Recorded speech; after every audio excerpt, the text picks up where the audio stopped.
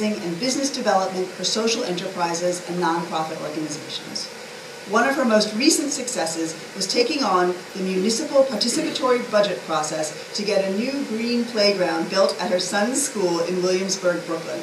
This successful effort resulted in an allocation of $400,000 and, just as importantly, built a coalition among parents, local community groups, neighbors, and children.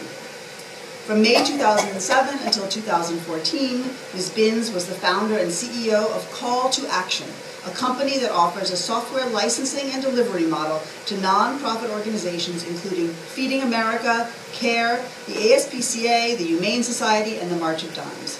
In 2014, she sold Call to Action and subsequently became Business Development Director for Blue State Digital, one of the world's leading digital strategy agencies and technology platforms working to build communities that take action. Charlotte Binns is also on the board of Town Square, a community organization in Brooklyn, and has presented her work at events including the New York Film Festival, BBCon, and Tech Week. Ms. Binns, can I invite you to come up to present the Phi Beta Kappa Award?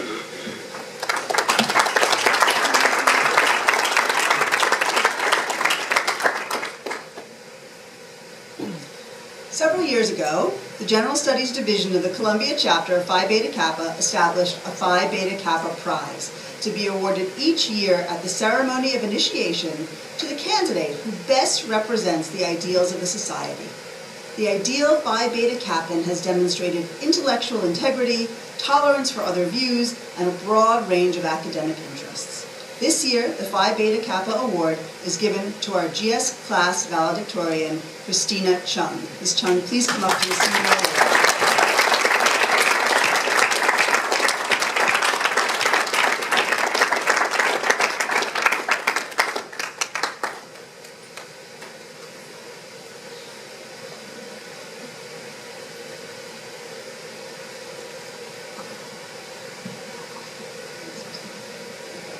And now, I'm going to turn things over to Charlotte Binns, who will deliver the Phi Beta Kappa address. Her remarks today are entitled, Seeing to Sweating, the Visionary Grind. Hi. Excuse me. Thank you so much for this honor. In listening to commencement speeches for inspiration, I found that few of them felt appropriate for this audience because you are not 22 years old with no life experience outside of school. You have tried things, learned lessons, and through that, gained a special appreciation for things like this marvelous education at Columbia University School of General Studies. And what an extraordinary place this is. Not just as an exceptional educational institution, but because, precisely, it is filled with such diverse students with such an array of stories. Among my friends when I was here were also former ballerinas, game programmers, world chess champion, people who had experienced extraordinary lives already. But not everyone is so brilliant so young. It has taken me longer to find my place and passion, and far longer to finish college, too. I had learning disorders throughout my childhood, and always seemed to have to work harder than my peers at school. As debilitating as this has been, I'm fortunate to have too much curiosity and determination to despair for long. And I believe those are the ingredients that have helped me to overcome the obstacles I have encountered on my own roller coaster path. That is the combination of a deep love of all things new, balanced with a tenacious commitment to seeing things through. If you, like me, are attracted to novelty and intent on pursuing unconventional ideas, you will find that many people feel threatened and tell you to stop. In fact, you will likely encounter resistance the whole way. And here is where you will need the determination and the steel gut for realizing your vision, no matter how exhausting. For it is only by pushing through such challenges that you might realize how much you can achieve.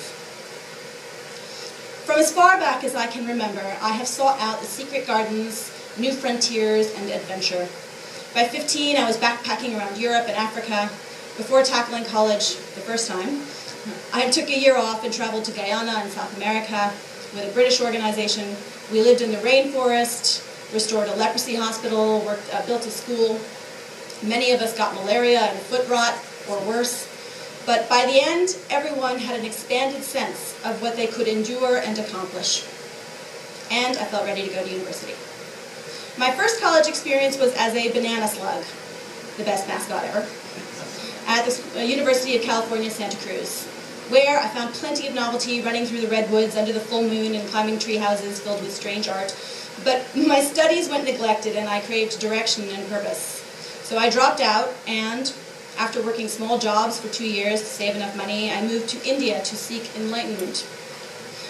I spent a year there, rising at dawn to meditate and study the Vedas and renouncing everything. I met wise gurus and escapist followers alike.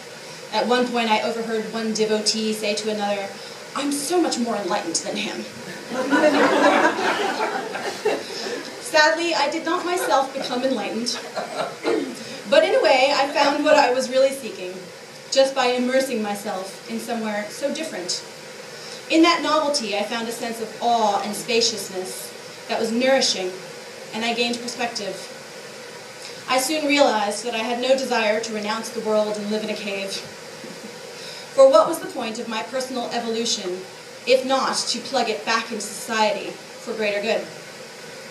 I realized I needed to return to the life I was born to, and I did so with renewed dedication. With this focus, I was able to excel at UCSC and transfer here. At Columbia, it was the coursework that inspired me. I relished classes like Digital New Media at the film school, and one of my favorite classes of all time, Humanities with Dean On. What a rich history of questions and perspectives and debates. It was here that I found the academic focus required to achieve Phi Beta Kappa status. As for adventure, I explored the labyrinth of passages under these buildings, which, if you don't know, seem to go on forever. I graduated in 2001 during the first dot-com crash and struggled to get a job as an assistant to the assistant to the assistant anywhere. It was disheartening to say the least. I was interested in social issues and very visual, so I gravitated toward documentary film and eventually worked as a freelance editor. Around that time, I learned that the Skype guys were throwing millions at a video platform called Juiced that was meant to be the online video platform before YouTube was. I loved the idea of content you could interact with and pitched them a channel idea for social issue documentaries that you could do something about.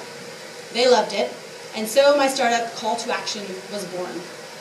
The actual call to action portion of my concept was up to me to manifest, so I found myself using the digital chops I had gained here at Columbia to build an accompanying software as a service platform.